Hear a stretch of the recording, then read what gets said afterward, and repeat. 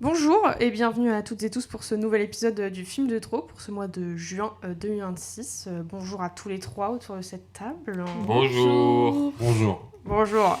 Donc je suis toujours avec Mathieu et Kitri, toujours titulaire de l'émission. Ouais. Et voilà, Prout. Et nous enregistrons dans un nouvel endroit car nous avons été délocalisés de chez moi. Donc voilà, peut-être que le son sera un peu différent. Et pour juin 2026, nous accueillons un nouvel invité qui n'est autre que Romain. Ouais.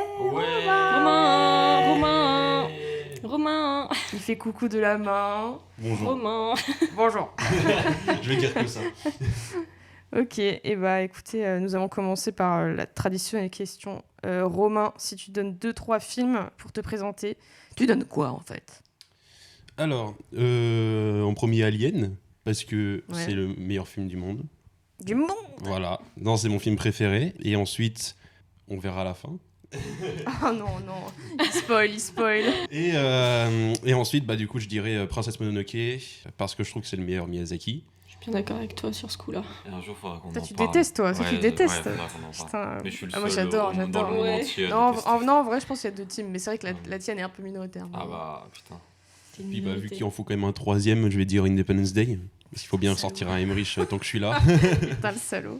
Voilà. Ok, et bah très bien. Voilà la persona de Romain. Mm. Voilà. On est sur du science-fiction catastrophe, truc qui explose et voilà. Et des Grosso animaux rigolos dans la forêt Oui, avec c'est un un peu, cerf à ouais. tête d'humain bizarre là. Dans mes films préférés, c'est un peu l'éléphant au milieu de la pièce, mais c'est ok. Elephant in the room. Pour les bilingues. Putain, mais ferme ta gueule. Je suis désolé, excusez-moi, mais moi, Il est tôt. Et tout, il est oui. Dosons quoi. Ok, très bien. Écoutez, nous allons commencer sans plus attendre. Je vais juste répéter un peu le principe du podcast pour si jamais il y a des... J'ai cru que t'allais dire répéter un peu. Je vais répéter un peu là. Allez, bah, de toute façon, il y a eu des proutes dans l'épisode Little d'avant et dans fart. celui encore d'avant. Donc non, je vais juste rappeler un peu le principe du podcast et comment on fait. Donc on est 4 personnes, 3 qui sont toujours là dans tous les épisodes et un invité qui tourne chaque mois. Le principe, c'est qu'on parle de 2 films qui sont sortis dans le mois, un film qui est choisi par un des 3 titulaires de mission et un film choisi par l'invité. Donc nous allons commencer par les films qui sont sortis ce mois de juin 2026. Et nous allons commencer par, encore une fois, l'éléphant au milieu de la pièce, qui n'est autre que le nouveau Spielberg, Disclosure Day. Expert en sécurité, Daniel découvre des preuves de l'existence d'une vie extraterrestre parmi les dossiers qu'il est chargé de protéger. Bien décidé à divulguer ces troublantes informations au grand public, il s'aperçoit que de mystérieux individus semblent prêts à tout pour l'empêcher d'agir. Bande annonce. What did you steal? Secrets. The data they paid me to protect. Are they people?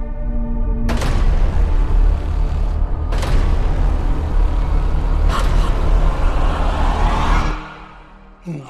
Et j'ai choisi que pour commencer à parler de Disclosure Day, c'est Mathieu qui va commencer. Parce que voilà. La chance. La chance, voilà.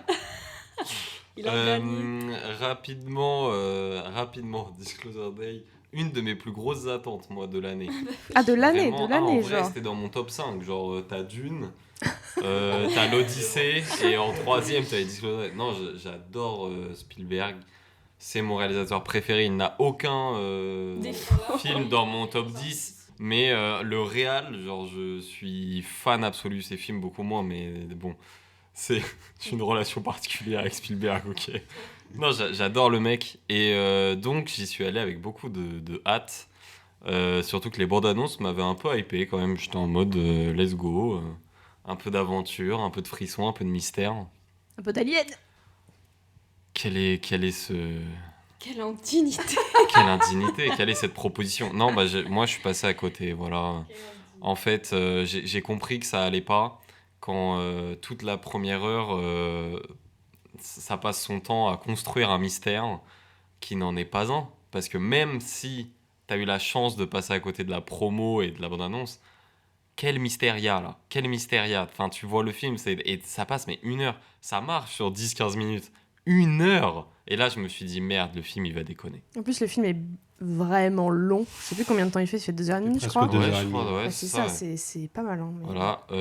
Heureusement, j'ai eu la vision sur les 30 dernières minutes, le tout dernier acte. Je trouve que enfin le film parle de son sujet, genre. Donc enfin le film il y va. Donc je suis en mode, au moins il y a un truc parce que les 2 premières heures, ça rame. Emily Blunt, moi je la trouve pas si ouf. Voilà, je suis passé un peu à côté de sa perf, voilà. Et puis par contre O'Connor. Je crois que je deviens fan de ce mec. Hein. Déjà dans Wake Up Dead Man, mais il avait... Ah ouais, il était incroyable dans mais Wake il Up avait Dead Man. il est porté le incroyable, film tout j'adore seul, ce mais type, ouais. exceptionnel. Et là, c'est un peu la même, mais c'est dommage, quoi. Son perso est pas dingue, mais voilà. Avis très mitigé. Kitri, Romain, un des deux. Après toi, Romain, vas-y, commence à mettre de l'eau dans le vin de ce podcast. Je vais être tout seul. Moi, justement, j'ai beaucoup aimé Disclosure Day. Après, je vous avoue que depuis le temps que je l'ai vu, je l'ai un peu revu à la baisse quand même, mais je l'aime toujours. C'est pas un film parfait, très loin de là, je suis le premier à le reconnaître. Mais je trouve que le monde est méchant avec ce film quand même. Enfin, il a quand même toute la richesse du cinéma de Spielberg à nous proposer. Je dis ça sans pour autant être un pur suceur de Spielberg. Il y a des films que j'ai pas vu. Le suceur est à ma droite là. Voilà. Oui, c'est vrai. Il y a des films de Spielberg que j'aime beaucoup, mais il y en a d'autres où je m'en fous, d'autres que j'ai même pas encore vus et dont je suis pas particulièrement pressé de voir. Mais je sais pas, je trouve que c'est un film qui est teinté de naïveté, mais de poésie dans sa naïveté quand même. Ah ouais. Finalement. Et oui, il est un peu long, oui, il a 1 ou 2 moments de problèmes d'écriture qui même moi m'ont dérangé. Enfin, quand j'ai vu certains moments de où est-ce que tu vas avec ce truc-là. T'as des raccourcis. Mais en fait, vraiment c'est ça, mais on y reviendra peut-être un peu plus après parce que là, il faut synthétiser. Mais je trouve qu'il a quand même un commentaire intéressant à faire sur le monde. La façon qu'il a de se réapproprier tout l'univers, j'allais dire mythologique, c'est pas de la mythologie, mais vous me comprenez, de réutiliser un peu tout le mythe autour de l'alien, de la zone 51, de est-ce que le gouvernement nous ment pas, et nous faire un truc qui, pour moi, marche plutôt correctement, quoi. Okay. Et qui est plus intéressant thématiquement que scénaristiquement. Parce que c'est vrai qu'en termes de scénario, c'est pas le meilleur Spielberg. En termes de personnages, c'est pas forcément le meilleur Spielberg non plus. Mais je trouve que les personnages sont plus intéressants dans ce qu'ils représentent que dans ce qu'ils... dans ce qu'ils dégagent, quoi. Dans ce qu'ils dégagent, ouais. Ok. Vas-y, j'y vais. Après, ce sera à vous, madame. Oui. En fait, j'entendais ce que tu dis sur le fait qu'il se réapproprie. Et moi, c'est un peu le principal problème que je trouve à ce film, c'est que je trouve qu'on a déjà vu ça 1000 fois, en fait. Et que Spielberg, il a 80 balais, tu vois. Et il nous ressort un peu des trucs qu'il faisait il y a 50 ans. Du coup, je suis un peu en mode... moi, je suis pas hyper fan de Spielberg, j'aime bien ses films, mais c'est pas un réal qui a pesé pour moi dans ma cinéphilie et qui pèse dans ma cinéphilie aujourd'hui. Pour moi, mon principal problème, c'est le scénario. Je suis un peu du côté de Mathieu. Moi, en fait, j'ai passé c'est horrible, hein, mon temps à souffler devant le film en me disant putain, mais qui a écrit ça? Je trouve qu'il y a des répliques. Non, c'est pas lui, c'est pas lui. Non, c'est David Koepp, je crois. Ouais, c'est ça. C'est qui ce Neuil? Il a écrit quoi? Je sais pas, mais je crois c'est pas un newbie, quoi, de ce que je sais. Genre, vraiment, ce qui a pêché pour moi, c'est vraiment les répliques et les dialogues qui, je trouve, sont mais pas débiles, mais je trouve que en fait, c'est naïf, mais pour moi, dans le mauvais sens du terme, où je suis en mode arrêtez de tout m'expliquer. Et d'un coup, vous partez, vous faites... En fait, je trouve que ça n'a aucun sens. Les répliques me saoulent. Et je suis en mode, mais putain, les personnages, ils ont 35-40 ans. Je trouve qu'ils parlent comme des enfants. Enfin, je sais pas comment expliquer, comme des enfants. Et moi, je suis en mode, mais putain, mais pourquoi c'est aussi naïf, pour le coup? Et du coup, c'est vrai que j'ai passé mon temps à souffler. J'ai un peu subi les 2 tiers du film. Le dernier tiers, pour moi, se rattrape un peu. Où il y a un peu, le Disclosure Day, le jour de la révélation. Hein. Et voilà, j'aime bien. C'est vrai que pour moi, pareil, Emily Blunt, c'est vrai que... j'avoue... En fait, moi, je pense qu'ils ont été mal dirigés, la vérité. Parce que je trouve le jeu d'acteur fade un peu. Enfin, je le trouve à côté, en fait, du film. Donc voilà, moi, c'est pas un film que je vais garder dans ma mémoire et dans mon cœur cette année, parce que j'avoue, je suis vraiment passée à côté, ça ne m'a pas plu. Voilà. Juste pour citer quelques films que le mec a écrits, mais c'est particulier parce que il a notamment quand même Jurassic Park, il a quand même Spider-Man. Ah oui, donc il a écrit des voilà. trucs quand même Il a avant. quand même Mission Impossible. Le Le premier premier, il a La Guerre des Mondes. Bon, il a quand même, tu vois, un truc. Et puis après, il a Mommy avec Tom Cruise. Ah là, oui, le Oui, nom. The Mummy. Tu dis Mommy, on pense à. Oui. Oui, On pense à pardon, Xavier pardon. Dolan, Oui, mais- non, The Mummy. Jurassic World, le dernier. Ah, mais c'est Indiana Jones, le dernier. c'est un Ou le collègue 4. de Ouais, Spielberg, Bon. Black Bag, qui était horrible. Oh là là, il putain, a Black- quelques. Bah Voilà, ouais, bon. c'est pas The Insider en français ou je sais pas quoi là. Si, c'est De le Soderbergh. Ah oui. Ah, putain. Ah, toi t'avais bien aimé, moi j'avais pas, ça m'avait saoulé de ouf. C'est compliqué, le mec, c'est un peu une chance sur deux. Tu lances une Ouais, pièce ouais. et Oui, c'est ça, Ouais, c'est bon, bah. vraiment une chance sur deux. Ouais, qui trie. Alors, je sache que le film a plein de potentiel. Enfin, vraiment, t'en as parlé, Romain. Je pense, oui, c'est ça. C'est vraiment réinvestir le mythe de la zone 51, le design alien un peu old school, etc. Et ouais, c'est ça. En fait, c'est très ancré, même si c'est de la SF, c'est très ancré dans notre réalité et tout. Enfin, je sais que le film, ça parle de ça, mais en vérité, vraiment, en fait, j'ai trouvé que vraiment ce qui pêchait dans ce film, c'était le manque d'action. Enfin, j'étais choc-barre du manque d'action. Parce que moi, j'ai l'habitude de voir des Spielberg où tu as des scènes d'action ultra originales, ultra bien rythmées et tout. Et là, j'avoue, vraiment, c'était que des courses-poursuites, que des trucs avec une bagnole qui se coince dans un train, et c'était tout, quoi. Enfin, j'étais vraiment super déçue de l'action. Et en vrai, tout le film, en fait, je me suis dit, bah, on s'en fout un peu, du but, de révéler le secret. Enfin, moi, j'aurais envie de voir les répercussions, ou alors des méchants un petit peu plus charismatiques, parce que c'est Colin Firth, c'est ça, le méchant. C'est vrai. Putain, Ouais. alors Je sais lui, pas ce qui s'est passé sur le casting, la vérité. Ah ouais. Je sais pas ce qu'il fait là. Genre. Moi, j'ai la vision, mais la vision marche pas. Ouais, Mais Ouais, j'ai la vision. exactement. J'ai la vision J'ai de. la vision, mais T'es ça dans la marche pas. salle de casting et t'es en mode. Ah, attendez, il y a moyen de faire un truc. Ouais, Mais oui, je Et pense là, c'est que- une mauvaise piste. C'est ça. Ouais, c'est ça. C'était. En fait, Et là, c'est dommage. Là, c'est raté. Il a grave la dégaine du méchant, mais genre, en fait, c'est vraiment le méchant non charismatique. Et alors, bon, vraiment toute la fin où du coup, genre, il voit sa femme morte et du coup, il est en mode, c'est bon, allez-y, diffusez les aliens. J'en ai rien à foutre, c'est ma femme qui est morte. Et voilà, Mais du coup, tout est un peu fade. On s'en fout un peu. Les voitures qui se poursuivent, je m'en fous. Et Josh O'Connor, vraiment, je m'en fous, mais vraiment fort. Il y a un de problème toute d'enjeu. problème d'enjeu. Violent, quoi. Mais par contre, ce que j'ai bien aimé, c'est toute l'intrigue justement avec Emily Blunt, parce que moi j'aime bien cette actrice, je la trouve cool. Et en vrai, quand elle commence à faire ses bruits de poule à la météo et tout, moi je trouvais ça stylé. Je me suis dit, peut-être ça va être bien et tout, et au final, ça redevient fade comme tout le reste. Ouais, moi je trouve que ça tombe un peu à plat ce truc. On voit le moment où elle est en train de présenter la météo, où elle parle du coup l'espèce de langue alien là. Je suis en mode, ah putain, trop intéressant. Et c'est vrai que pas la justification, mais d'où ça lui vient, j'étais en mode. Bah oui, j'ai croisé un oiseau orange ce matin. Je me Un sens... cardinal. Oh, et maintenant je parle russe. Je trouve que c'était un peu arrivé un peu avec des gros sabots, notamment sur la question de la religion. Où j'étais en mode, putain, c'est un peu, ça y va, genre le méchant il s'appelle Noah, Oui, c'est il vrai. veut sauver Ouais. tout le monde, il veut tout le monde mettre dans une arche. Mm. Je suis en mode putain, vas-y. Mais moi j'ai trouvé il y a certaines scènes que je trouve, je suis désolée, un peu ridicules, notamment pendant la course poursuite de voiture où ils balancent la voiture dans l'espèce de fossé là. Tous les deux ils s'en sortent, ils se cachent dans un buisson à 2 mètres. Mais oui 2 mètres des Ouais. méchants. Et j'étais en mode, mais vous les voyez pas? Ouais. Ça fait partie des choses que moi aussi je trouvais un peu ridicules, plutôt dans le film, avant qu'ils partent en course-poursuite, où le mec il s'avance pour essayer de piquer la bagnole des agents, mais il n'y a rien pour le cacher. Ouais, ça c'est la scène la mais plus.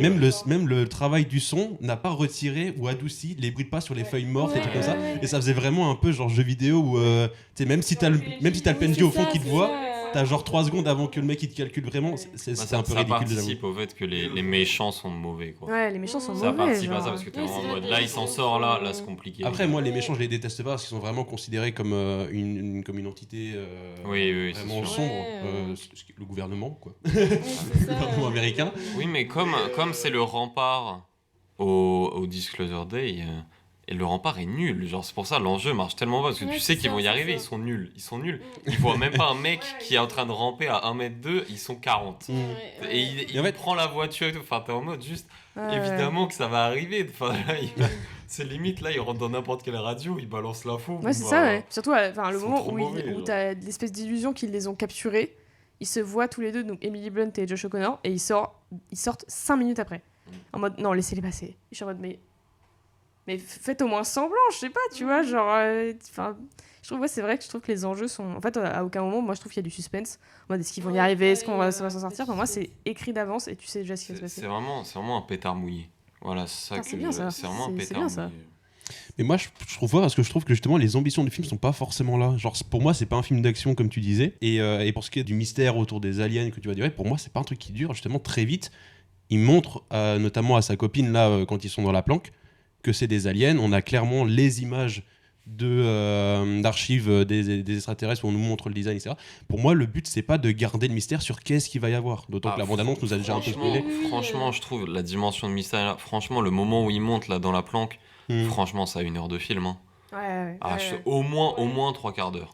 Et c'est Ah, très franchement, forcé t'es en comme mode, les gars, moment. et c'est forcé, on sait ce qu'elle va voir. Ouais. Bon, c'est peut-être à cause aussi de la promo et tout, hein, mais on sait ce qu'elle va voir. Et puis même le moment où c'est... Après, ça rebalance sur le mystère de... maintenant, est-ce qu'ils sont encore parmi nous est-ce qu'il va y arriver ou pas? Et de toute façon, on s'en fout parce qu'on sait qu'il va y arriver. Ouais. Enfin, et je capte, moi, le Après, délire ça, de tu vois, poésie. est-ce que qu'il t'as va dit, y hein. arriver ou pas, et on sait qu'il va y arriver, pour moi, c'est un non-argument, parce que c'est un peu comme si tu disais dans un film de super-héros, oui, les super-héros, il va gagner à la fin, tu vois. Oui, mais par exemple, dans un film de super-héros, tout le plaisir, il est dans la manière où, par exemple, Avengers, tu sais qu'ils vont gagner, mais la bataille de New York, elle est hyper agréable à regarder. Oui, c'est vrai. Là, il y a quoi oui, d'agréable? non, oui, Ils bien sont en sûr. train La seule scène d'action qui fait plaisir, effectivement, c'est le moment du train. Et t'es en mode, putain, enfin une scène d'action. C'est pour ça qu'elle est incroyable, parce que t'es en mode, putain, enfin, tu vois.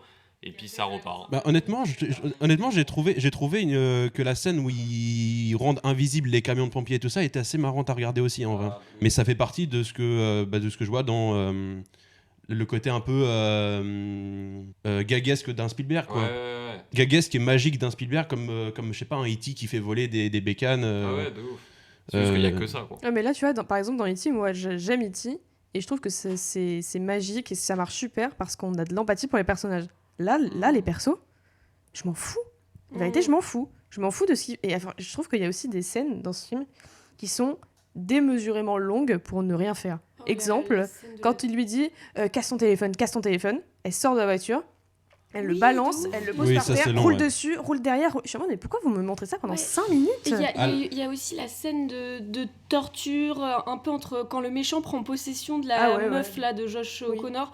Putain, qu'est-ce que c'est long, cette meuf, je la trouvais insupportable dans son jeu. Et surtout, genre, je trouve je qu'elle m'en sert vois. à absolument rien. Elle Car sert on à l'introduit dès le rien. début en mode ah regardez, elle était capturée par les méchants. T'es en mode bonjour, tu es qui, tu viens d'où, vous vous rencontrez comment? Enfin, je suis en mode mais je ne comprends pas. Genre. Et surtout toute la logique, enfin parce que tu sais, il a cette sorte de pierre qui lui permet du coup de, enfin ouais, je sais plus là son artefact. Ouais, un peu, ouais. Et genre Artefact alien. Artefact alien qui lui permet d'être à l'intérieur, enfin de prendre possession de la meuf et en même temps d'être en face d'elle. Et enfin, je ne comprends rien à la logique alien. C'est peut-être le but. Oui. Mais du coup, j'étais en mode là. Pardon, je suis désolée, la séquence dans la forêt là, avec les animaux. Ouais. Mais non, mais c'est imprégné de magie et de poésie. Bah ça. ouais, mais je m'en fous, par contre, moi. là, je rejoins carrément Romain. Franchement, Bah, c'est de la magie. Là, mais c'est le j'avoue, moment moi, où ça me enfin touche le pas, film quoi. il y va. Enfin, il assume son côté poétique. En fait, Puis même, il a un talent pour l'image, juste ce plan où il c'est filme vrai. le sol et que les traces de pas Ouais. d'animaux deviennent des traces de pas d'aliens. Non. Enfin, C'est la seule scène où enfin il met à l'image son concept. Enfin, c'est littéralement Disclosure Day. Genre, enfin, on voit quelque chose dans ce putain de film d'intéressant. Ah non, et c'est magique, genre vraiment. Ah non, là, je rejoins de ouf, vraiment. Pour moi, c'est la meilleure scène du film. Et pour moi, tu vois, cette scène-là, tu peux retrouver cet esprit-là un peu partout en soi. Bah, pas visuellement, parce que c'est vraiment imprégné d'images science-fictionnelles, mais pour moi, la poésie du film, elle est partout. Elle est dans les personnages, elle est dans le machin. Je trouve qu'il veut parler de plein de trucs en même temps et que du coup ça se Ouais. perd un peu au final. Oui, parce que aussi, je me suis dit, quand tu sais, quand elle découvre un peu les images des aliens là, qui sont capturés et torturés, je me suis dit, ah bah il y a Alien. Je me suis dit, il Il y a grave un truc, un peu de divulgation, tu sais, les États-Unis et tous leurs conflits dans le monde, de eux qui partent faire la guerre et on n'a pas accès aux images, ou même, je me suis dit, ça se trouve, il y a aussi un lien avec Israël et Palestine, tu vois, des gens qui se font génocider.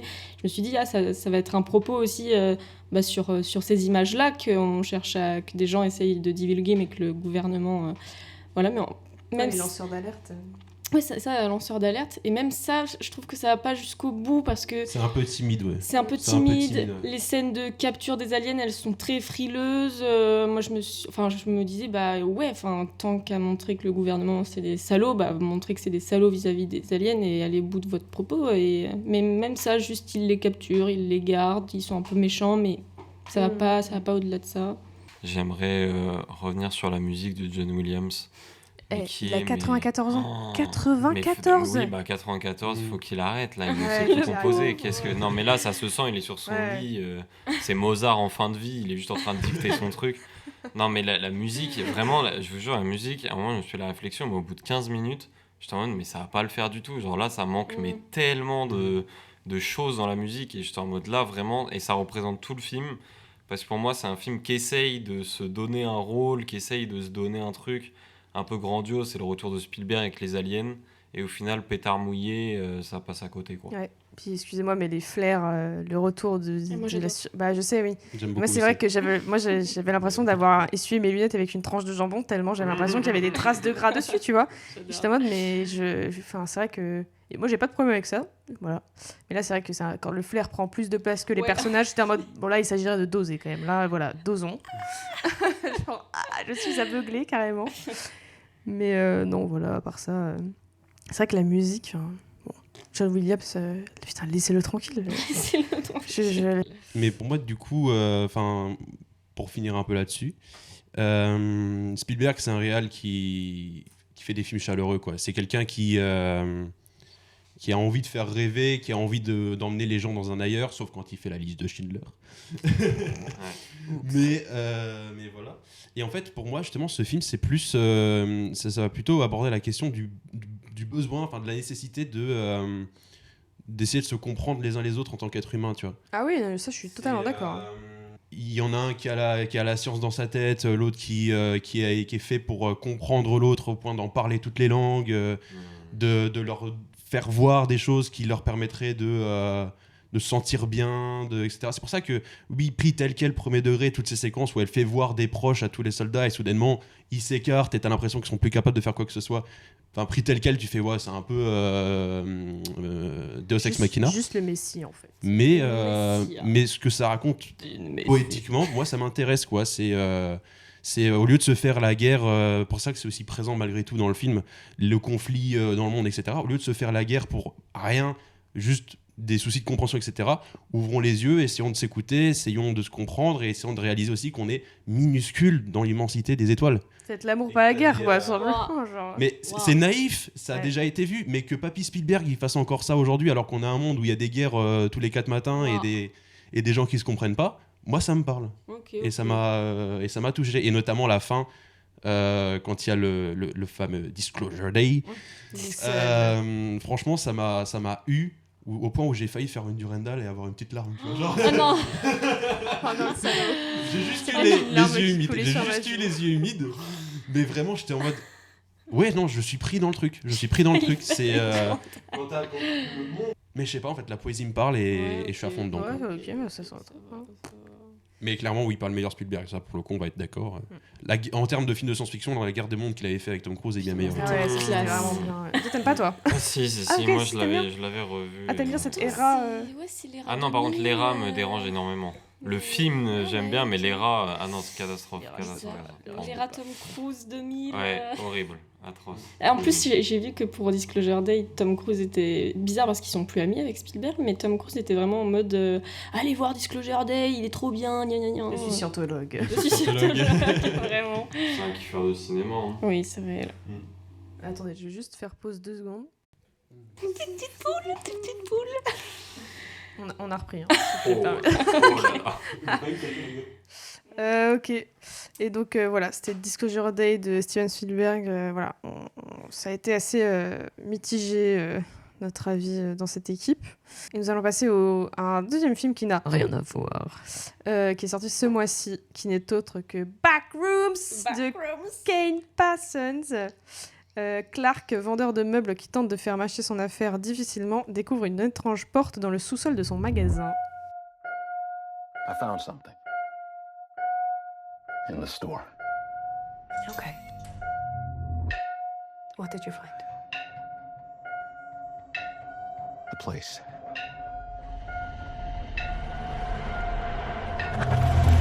I found a place. Backroom. Alors, pour l'histoire, moi je ne suis pas c'est une grosse aficionados des creepypasta backroom. Genre je connais un peu comme tout le monde et tout les backrooms, mais je suis pas assidue sur ça, sur cette creepypasta là. Donc j'avoue j'y allais un peu les mains dans les poches, j'avoue. Et franchement ça m'a pas trop déçue. Mais c'est vrai que je pense que c'est pas un film que je vais retenir, voilà. Mais je trouve qu'il y a quand même des choses sympas, surtout que c'est le premier film de ce mec qui a 20 ans, putain. 19 ans quand il l'a réalisé, je pense. Ouais, voilà, c'est ça. Et il fait un film avec 24, genre bon, ok, bravo. Je pense que c'est un peu un premier film dans le sens où j'aurais voulu qu'il aille plus loin dans ce qu'il porte. Genre, mais malgré tout, c'est un film quand même qui m'a vachement frustrée. Pour plein de raisons que je vais un peu expliciter après, mais juste par exemple, je cite juste ça, c'est que la toute première séquence du film, c'est pas un spoil, hein, c'est vraiment bande-annonce et tout, c'est du found footage dans les backrooms, et ça je trouve ça grave intéressant, et en fait j'aime trop que ce soit le hook du film, genre on va parler de ça et tout, ça va être trop stylé et tout, et la séquence je pense dure 5 minutes, peut-être 10 minutes, je sais pas, et hop, on te l'enlève et on part sur autre chose, on part sur les personnages. Et là j'avoue ça m'a un peu frustrée, parce que j'étais en mode, viens voir Backrooms, donnez-moi des backrooms, tu vois. Et parce que c'est vrai que le tout. Ensuite, on a une partie toute sur la caractérisation des personnages, la présentation, machin.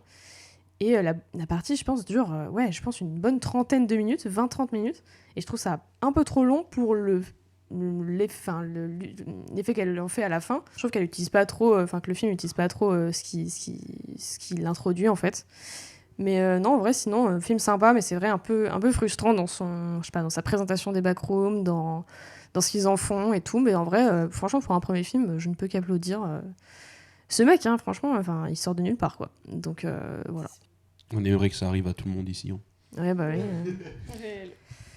Et d'ailleurs, le saviez-vous, il va y avoir un film sur la creepypasta Siren Head. C'est vrai. Ah, ça, je suis trop chaud. Oh non, arrête. Et un autre film sur la creepypasta, je crois sur que les c'est quoi, toilettes, c'est Mandela. Alors ça, je suis moins chaud. Yes, yes. J'adorerais. Moi, je vais enchaîner parce que tu viens enfin de... En fait, j'ai regardé le film et j'ai eu un effet Godzilla. Oh! Là, vous vous dites Oh là. what the fuck. En fait, mais pas les Godzilla. Les Godzilla, le Monsterverse, là. Oui. En fait, quand tu vas voir un film Godzilla, tu vois... Tu viens voir Godzilla. Tu vois. Toi, tu vois Godzilla. Donc, quand t'as Millie Bobby Brown là, qui se promène et qui parle, tu vois, dans un car et tout, et on s'en branle, on s'en bat les couilles. Donnez-moi 2h30 de Godzilla. C'est là, vrai qu'il y a Millie Bobby Brown qui dans nage et Godzilla. tout. Effet Godzilla, je viens voir un film pour une raison très spécifique et on me l'apporte pas forcément tout de suite ou quoi. Bah, c'est pas ce qu'on attend, quoi. Et du coup, c'est vrai que tous les persos, toute la caractérisation, j'étais en mode. Je connaissais rien au backroom. Bah, mais vraiment, genre. tu connais le truc. À peine. Genre, En vrai de vrai, je ah connaissais ouais, ok. à peine le concept. Genre, j'étais vraiment ouais en mode. Bah, j'ai jamais trop compris. Je sais pas si c'est un jeu, si c'était genre. T'as 40 ans ou quoi? Bah, ouais, un peu. À la base, c'est une photo des espèces de murs, des salles vides, des murs jaunes qui a popé Ouais. sur internet. Et les gens étaient en mode oh putain et tout. Et après, c'est Ken Parsons qui a fait des creepypasta, qui a fait une série de vidéos sur ça. Bah, du coup, c'était hyper intéressant de découvrir l'univers, par contre, parce que je partais de zéro et je voulais partir de zéro. Donc ça, trop bien. Et en fait, j'ai eu un effet Godzilla de genre, bah, montrez-moi des backrooms tout le temps. Ce que j'ai regretté immédiatement, quelle angoisse. J'avais mal compris le concept. Non, je savais que c'était un film d'horreur, etc. Juste théorisant. T'as eu peur? Et j'ai eu peur. Hein. Ah, mais... Et c'est Clara, une chère amie à nous, qui effectivement s'est révélée Une angoisse. angoisse une phobie avec des les backrooms. backrooms. Alors, je dirais pas jusque-là, mais Ah effectivement, non, moi, elle genre... était en mode, je me suis découvert une nouvelle angoisse, Ouais. ça m'a terrifié, genre. Ouais. Ah oui, Bah, oui. en vrai, la même, genre, c'est... Et c'est, mais hyper bien. Par contre, je trouve que c'est hyper bien réalisé pour Ouais, ça. ouais, Genre. ouais, Mais je le vois. gag, et en plus, quand tu sais qu'il a 19 ans, mais bref, mais la manière de filmer les backrooms, mais t'es en mode. Après, évidemment, c'est le concept. Enfin, t'attends ça, tu vois. T'es en mode comment tu vas filmer ça. Et il filme ça, mais trop bien, genre. Ouais. Je trouve vraiment la réal est impeccable. De manière générale, j'ai traversé le film terrifié, donc j'en sors avec un peu de bah ok, j'ai compris le principe, l'univers est cool, j'aime pas. L'univers est cool, mais j'aime pas ressentir ce Ouais, genre de c'est- choses, ouais, donc bah c'est le malaise, quoi. un ouais, peu, c'est genre. ça de ouf. Et du coup, je me suis un peu arrêté là, quoi.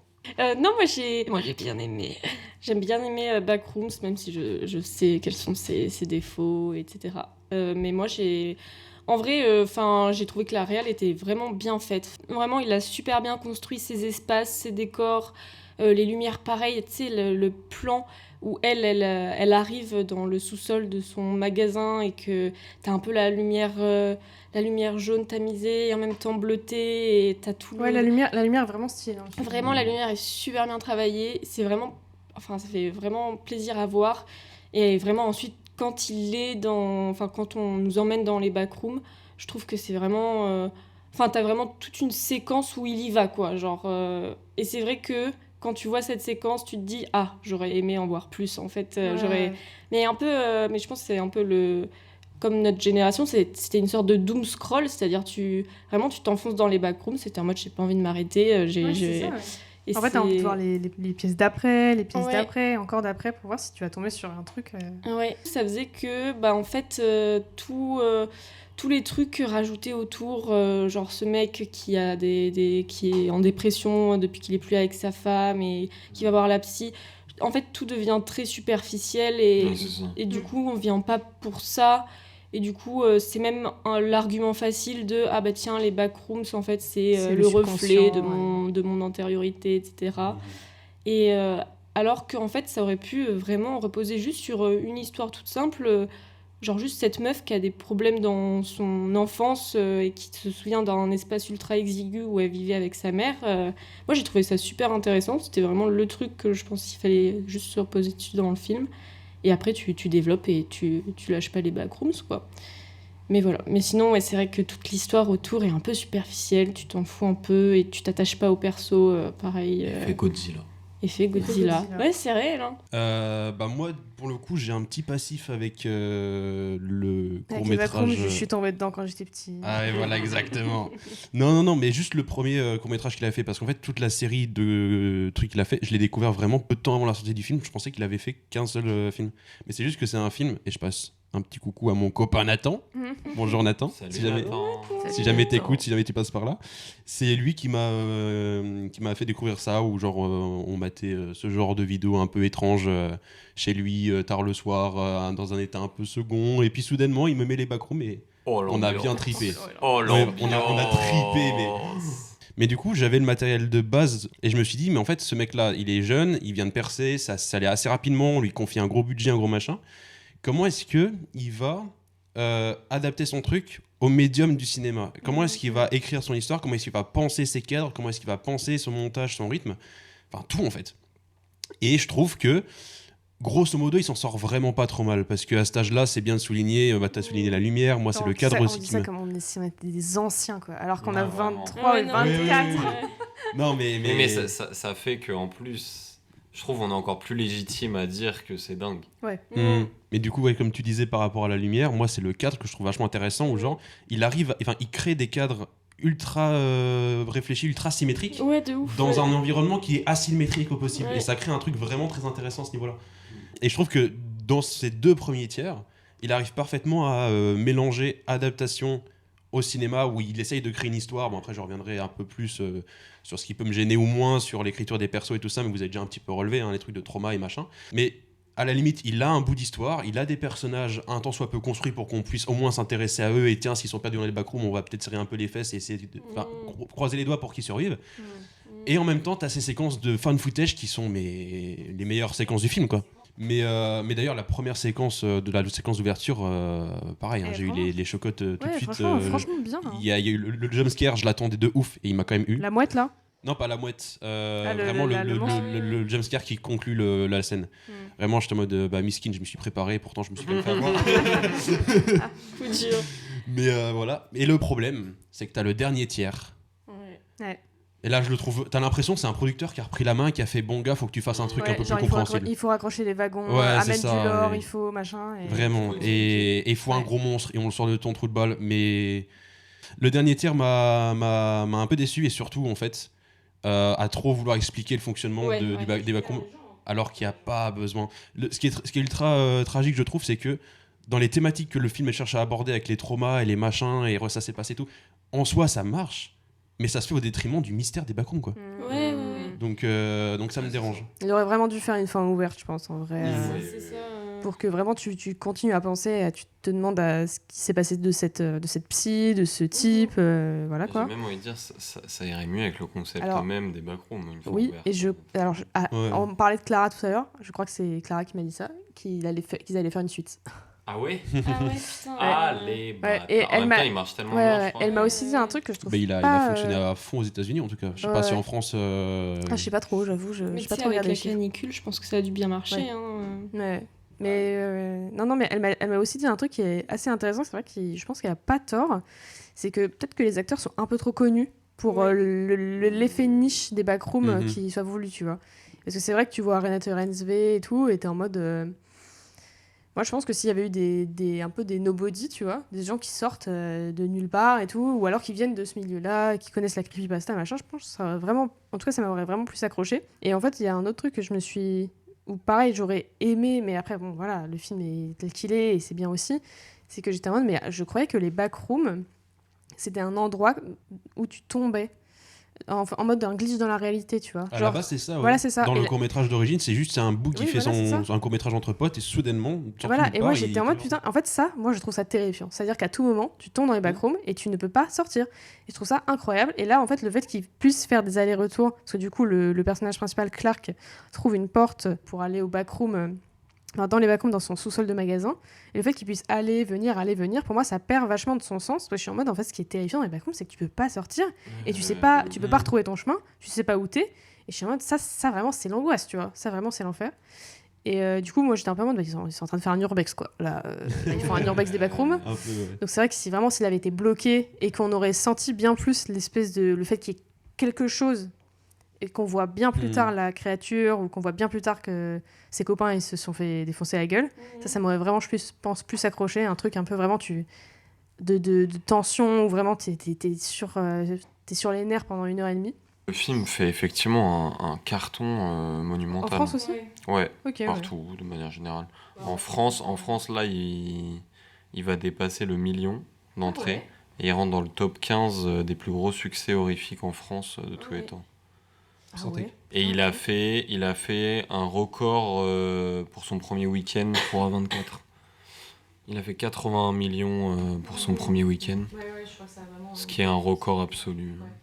Et même, C'est dingue. moi je rebondis sur ce que tu dis. Moi ça m'a pas du tout dérangé parce que je trouve que ça reste la manière dont ils rentrent dans les backrooms, ça reste un glitch. Je trouve que c'est quand même bien amené. C'est dommage qu'ils aient pas exploité l'idée qu'il y a une sortie, une entrée, enfin qui est la même porte. Et en fait, tu sais, il y a le moment où elle est capturée donc par son patient et où en fait il l'a traînée à un endroit des backrooms où tu sais pas du tout où ils sont. Et en fait, quand elle réussit enfin à s'en sortir et qu'il y a la course-poursuite qui commence, moi j'étais en mode putain, où est la sortie? Parce que là c'est vraiment angoissant de se dire que là elle est dans l'énorme cube d'appartement qui s'étend. Et là je me suis dit mais putain, mais comment elle va sortir d'ici? Et c'était tellement dommage que là tu vois les hommes en combinaison, genre. Non, je n'ai pas envie qu'il y ait les hommes Non. en combinaison. Il faut que le gros pirate la mange. Ah ouais, voilà, vraiment. Je pensais que c'était la direction que le film allait prendre. Ouais, Quitte ouais. à assumer une entrée, une sortie. En plus, encore une fois, thématiquement, enfin, avec toute la métaphore sur le trauma, des choses qui te restent gravées en toi, etc. D'avoir un principe de tu peux y retourner comme tu veux, même Ouais. si tu sais que c'est pas forcément safe. T'y retournes quand même parce que tu peux pas faire autrement, c'est Ouais. comme ça. Thématiquement avec le film c'est cohérent, mais quitte à du coup avoir une porte d'entrée, une porte de sortie, je pensais qu'ils allaient rentrer, à un moment donné ils allaient être poursuivis par une bestiole, ils allaient devoir s'enfoncer dans les backrooms et tout le principe du film allait être comment on fait pour s'en sortir. Et Ouais. au final bon Mais au final, bon, ouais, voilà, c'est ça, c'est pas l'enjeu du tout du film. Non, c'est justement à la fin, quand elle est poursuivie par la bestiole, moi j'étais plus en mode, l'enjeu c'est les poursuivis par la bestiole et pas il faut trouver la sortie. Ouais, oui, c'est vrai, t'as raison. Je viens de montrer un truc à Mathieu, je sais pas s'il l'avait vu. À partir du 8 juillet, Backroom, le film va ressortir en salle avec 16 minutes supplémentaires et en faire une version longue. C'est énorme. Ah, bah je vais oh, bah là, Faut y retourner. En vrai, faut y retourner. Hein. Mais... Putain, mais c'est dingue. Tu sais si c'est des 16 minutes de fan footage ou juste de pure. 16 minutes supplémentaires. D'accord. Putain. 16 minutes. Attends. Post de UGC Cinéma sur Insta. À partir du 8 juillet, Backroom devient Backroom, tout doit disparaître. Le film va être mis à jour avec 16 minutes inédites supplémentaires d'une scène post-générique. Okay. Donc c'est Ok. 16 minutes de scène Je post-générique. sais pas. Ouais. J'avoue, c'est Bah, un peu... potentiellement, en tout cas, ça veut dire qu'il rajoute un truc à la fin, quoi. Ouais. Putain, c'est stylé. Ouais, du coup, ça donne vraiment envie d'y retourner, quoi. Ouais. Ah, ils sont forts, ils sont forts. Est-ce que quelqu'un veut rajouter un truc?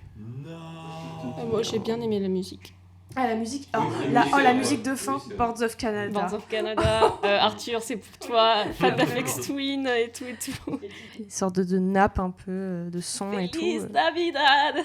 Feliz Navidad. Ouais. En plus, Et oui. ouais, bon, bref. Non, franchement, Backroom, plutôt, en vérité, plutôt une bonne surprise. Oui. Moi, j'avais vraiment peur que ça se pète la gueule fort, quoi. Parce qu'en fait, comme c'est. Les gens attendaient de ouf et tout, je me suis dit, putain, ça va se péter la gueule. Et bravo. C'est vrai qu'en vrai, on s'attarde sur les choses qui nous ont dérangés, mais parce qu'en vrai, c'est juste la frustration d'un bon film qui aurait été encore meilleur. Exactement. Parce qu'en soi, le film est Exactement. bon, quoi. Ouais, moi, je le c'est reverrai avec clair, plaisir c'est à clair. l'occasion. Mais c'est Ouais, ça, c'est ouais. que ça aurait pu être en fait un chef-d'œuvre. Ouais, de ouf. Tu dis les termes, toi, tu dis les termes. Ok, et bah écoutez, nous allons passer aux films qui ont été choisis par notre équipe. Et pour ce mois de juin 2026, c'est Kitri qui a été tiré au sort. Et je te laisse annoncer le film que tu as choisi. Alors, j'ai choisi le film We Need to Talk About Kevin de, j'ai oublié le nom. Lynn Ramsey. Lynn Ramsey, qui a Sorti fait, en 2011. 2011. Donc, une mère qui a mis sa vie professionnelle et ses ambitions entre parenthèses pour élever son fils voit son enfant commettre l'irréparable dans son lycée. J'ai craché par terre. Hashtag irréparable. Hashtag irréparable. Did you say mommy? No. Shouldn't he be talking by now? I wouldn't worry about it. He's just a boy. Just a sweet little boy. Bah, en fait, j'ai choisi ce film parce que je le regardais beaucoup. Je l'avais regardé genre 2-3 fois quand j'étais ado et etc. avec mes parents. L'enfant étrange. Vraiment l'enfant étrange. Maman, viens, on regarde We Need to Talk About Kevin. Ah, vraiment. Et je sais pas, ça allait faire longtemps et surtout il fallait que je calme mon désir de maternité d'une manière ou d'une autre en voyant ce film. Et en fait, moi, c'est vraiment ma frayeur. C'est que si je fasse un gamin, genre je contrôle pas le fait qu'il devienne un monstre, un monstre sur pattes et qu'il te déteste et qu'il fasse de la merde. Il est odieux, quoi. Mais c'est odieux, vraiment ouais. le Satan sur Terre. Bref, et du coup, je me suis dit, c'est le film. C'est Ezra Miller, quoi. Putain, ils ont bien casté, hein. Le casting est efficace. Ouais, vraiment, elle a pré-shot le truc, le fou du bus. Et non, bah voilà, du coup, c'est pour ça que j'ai choisi ce film, lol. Moi, j'aime beaucoup ce film. Parce que, en fait, j'aime beaucoup la temporalité dans ce film où tu commences, tu comprends pas ce qui se passe, tu comprends pas pourquoi... En fait, j'aime beaucoup déjà le point de vue de la daronne sur toute cette histoire. Parce que c'est vraiment, je pense, elle culpabilise beaucoup à la fois de l'éducation de son fils et en même temps, elle n'est pas responsable. T'as grave ce truc de éducation versus nature, est-ce que c'était inné en lui, etc. Et voilà, du coup, j'aime beaucoup la temporalité, la manière que le film a de reconstruire l'histoire. D'abord, on est dans le présent, ensuite, on repasse à son point de vue à elle quand elle était machin. Et ensuite... j'aime beaucoup tout le déroulement du film où en fait elle se fait vraiment gaslight par son fils, c'est impossible. Et par son mari aussi. Et par son mari qui est complètement manipulé par le fils. Et en fait, c'est vrai que toute cette histoire est vraiment horrible. J'oublie à chaque fois que le film est plus horrible que je ne le pense. Et voilà. Mais en plus, je trouve que ce film est très actuel parce que t'as aussi un petit peu cette vision de l'incel, de ce mec qui grandit et qui déteste tout le monde et qui met des petits crop tops. Ouais, oui, en plus c'est trop particulier ce mec et voilà, et je trouvais qu'il y avait un truc grave intéressant à ramener avec ce film. même avec The Drama et tout qui est sorti, qui parlait un peu de cette thématique. Voilà, je me suis dit, c'est un film un peu actuel qui ramène plein de thématiques dont on peut parler. Oui. Oui. Romain, Mathieu, quelqu'un Du veut coup, y je aller suis, oui, je suis très... Moi, je pensais que c'était une comédie. Non, mais... En fait, Mais le t'es un titre, ouf. moi, le titre, je suis en mode We need to talk about Kevin. Je suis en mode putain, trop bien, elle a fait un film drôle. Mais t'as pas vu l'affiche? Et en fait, justement, après, j'avais oublié et tout. Il y a 2 jours, là, 3-4 jours, je l'ai vu. Et j'étais en mode, j'ai envoyé un message à Kitri. Et j'étais en mode, c'est bien un film drôle, là, ton truc. Mais oui, non, Et Guitry mais attends, m'a mais c'est dit, réel, là? Oui, c'est réel. Ah oui, c'est réel. Et Guitry m'a fait ah non. Je fais putain, merde. Et en fait, je suis allé sur ChatGPT pour demander est-ce que c'est un film qui est très badant. Oui, ce film est reconnu pour vraiment mettre très mal, etc. Et là, j'étais en mode oh là là, fais chier. Quelle connasse, Et pourquoi là, est-ce qu'elle m'a mis j'avais vraiment, en plus, j'étais content parce que je rentrais, j'étais en mode allez, je vais me Ah oui, mater. c'est un We bon need to film. talk about Kevin. Ouais. Je vais me marrer là, tu vois. Mm. Je pensais vraiment, je sais pas pourquoi, il y avait l'ambiance de Jim Carrey avec sa coupe de con là. Pas du tout, c'était une horreur. C'était horreur, ouais. Et au-delà de cette révélation là, je me suis révélé un autre truc que j'ai enfin compris après des années. Je déteste, c'est le mot, Tilda Swinton. Je ne peux pas la voir. Elle m'angoisse. Mais alors, non, Pourquoi actrice exceptionnelle. C'est le Exceptionnelle. faciès là? Tu parles du faciès là? Là, c'est T'es un purement malade. faciès, je ne peux pas la voir. Mais Je ne peux justement, pas. je trouve que c'est le film où ça joue moins sur son physique un Et peu bah, atypique. je l'ai senti et j'ai quand même pas pu. J'ai pas pu. Et par exemple, mais je pense que c'est un trauma de Narnia. Ouais, oui, Je oui. pense que ça m'a trop trauma, c'est ça quoi, m'a c'est niqué. La Reine Blanche? Ouais, en fait, ça m'a trop niqué mon enfance, ça m'a trop niqué. Et je pense. T'aimais pas son rôle dans Narnia? Elle faisait bader ou pas? Mais Ouais. mais j'en ai fait des cauchemars, mais Ah, pendant sérieux, c'est des vrai mois, genre. Quand il mange les loukoums là? Oh là là.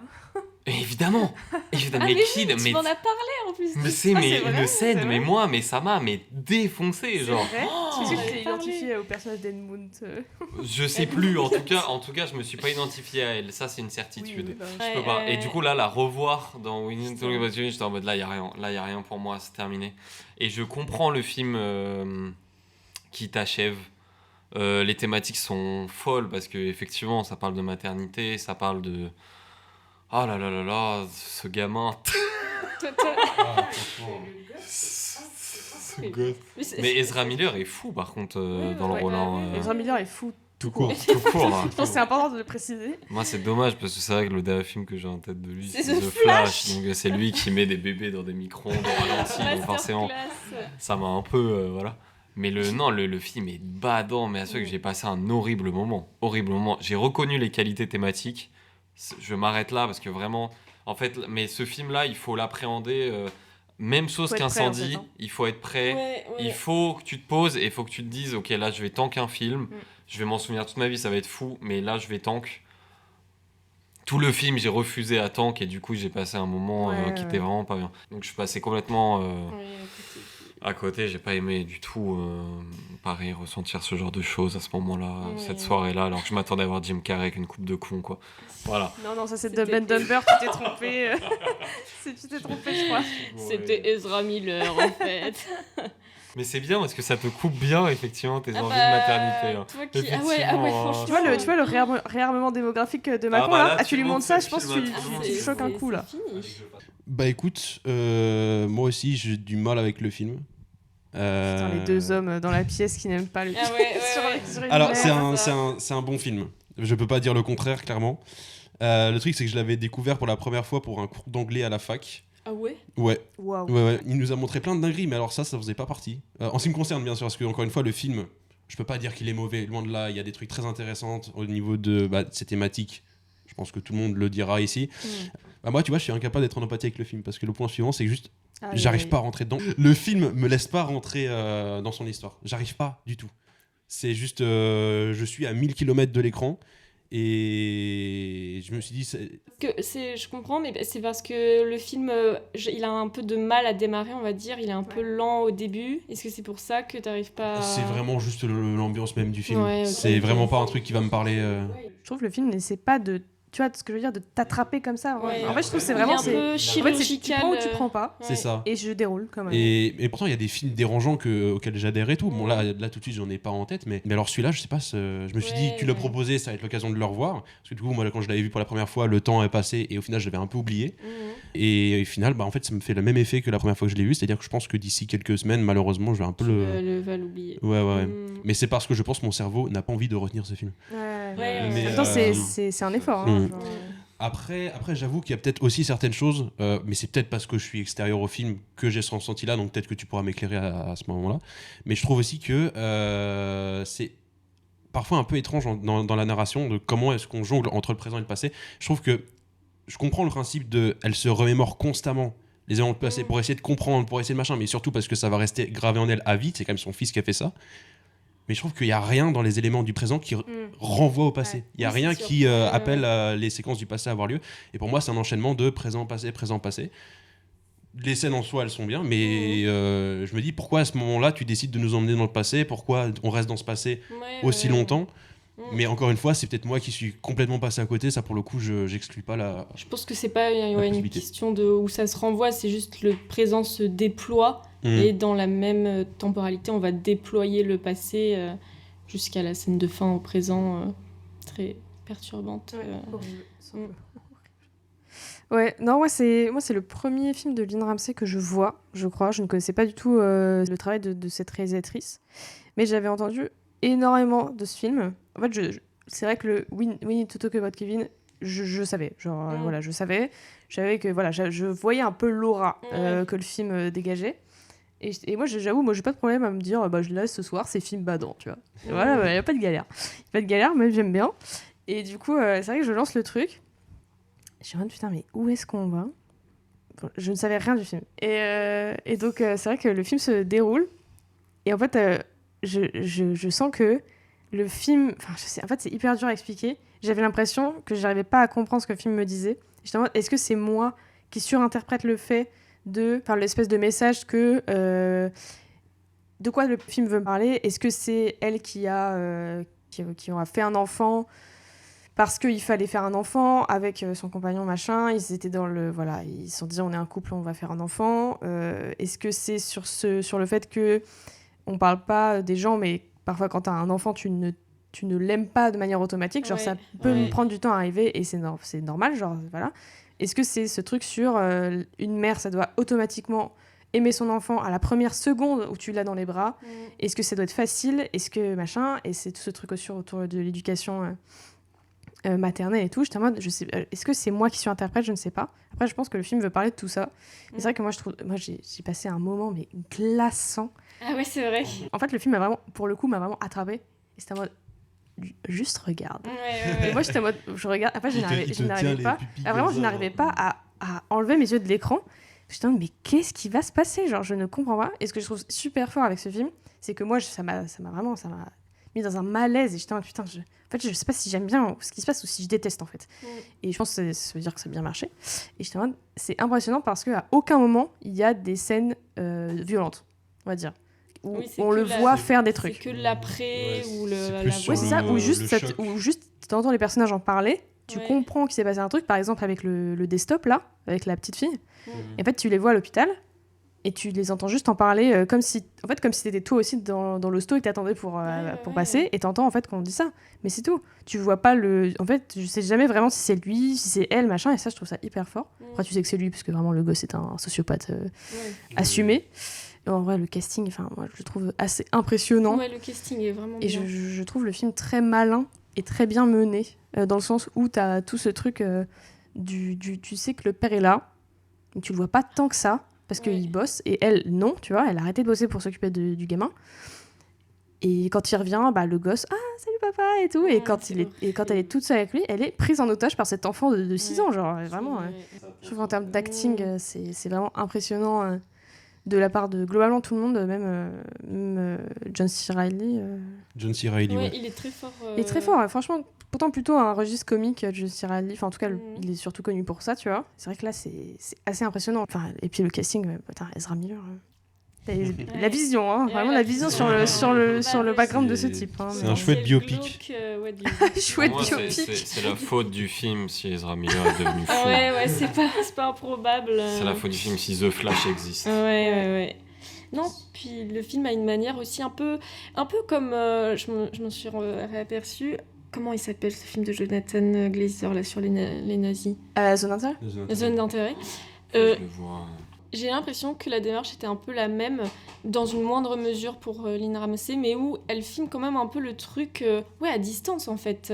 Elle met une distance, c'est ça, elle pose les faits, elle montre jamais les actes en soi, tu poses les faits, et c'est plus un portrait en fait de la mère qui est fait pendant tout le film, et c'est en mode voilà, je te pose les faits, tu vas choisir maintenant ce que tu penses de toute cette histoire. Je trouve qu'il prend jamais parti. Ouais. Et c'est hyper dur du fait de la capacité, enfin de la personnalité démoniaque de l'enfant, tu vois.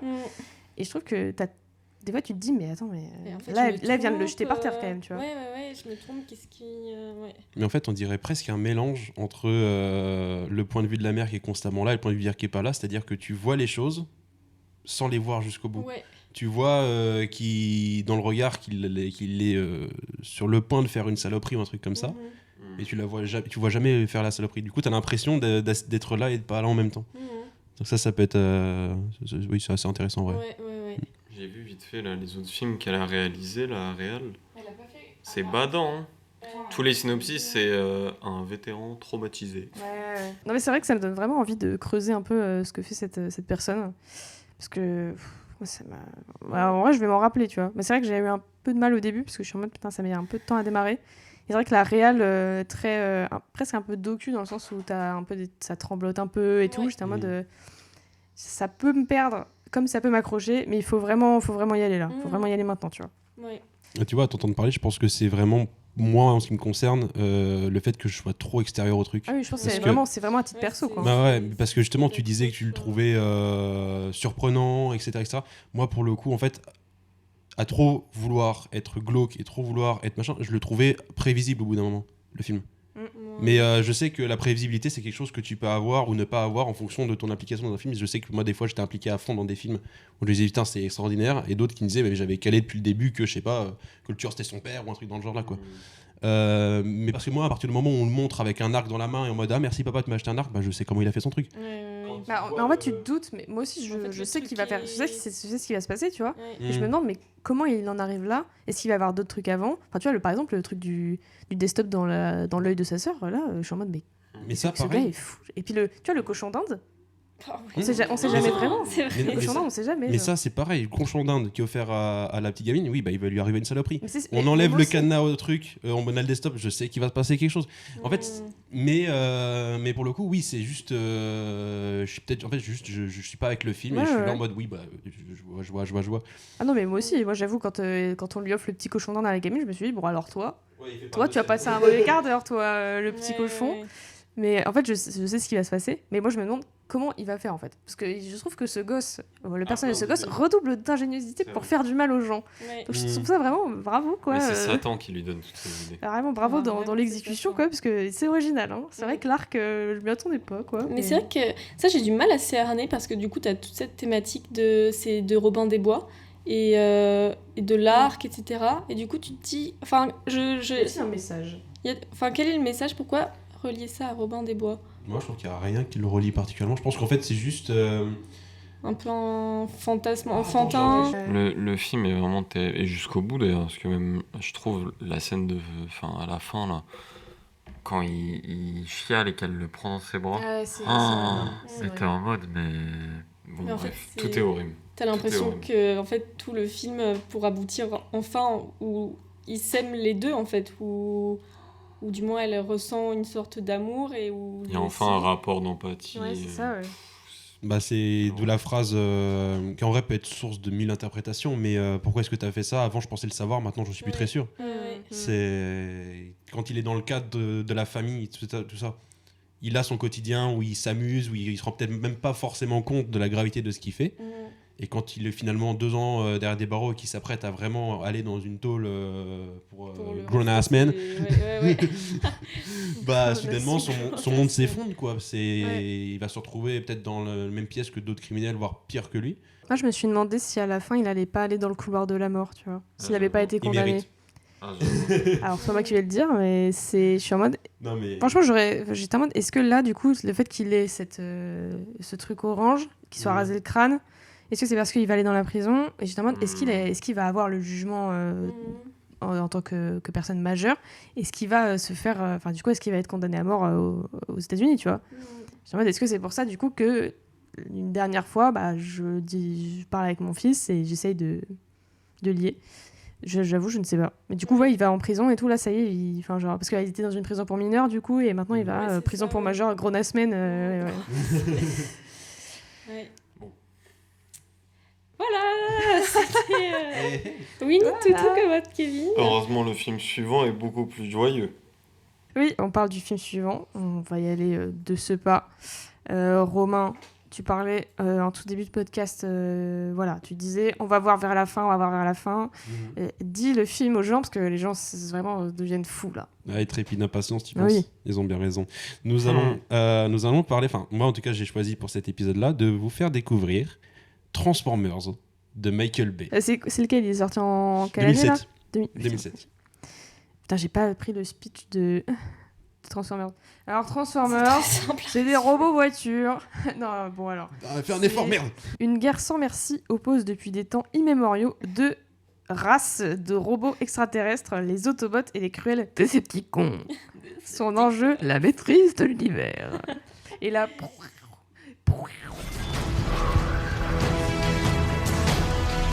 What you're about to see is totally classified. Dear God, what is this? Romain, Allez, question allez. numéro 1. Pourquoi Pourquoi Transformers? Et pourquoi pas? Non, alors. Oui, c'est vrai. Et pourquoi pas?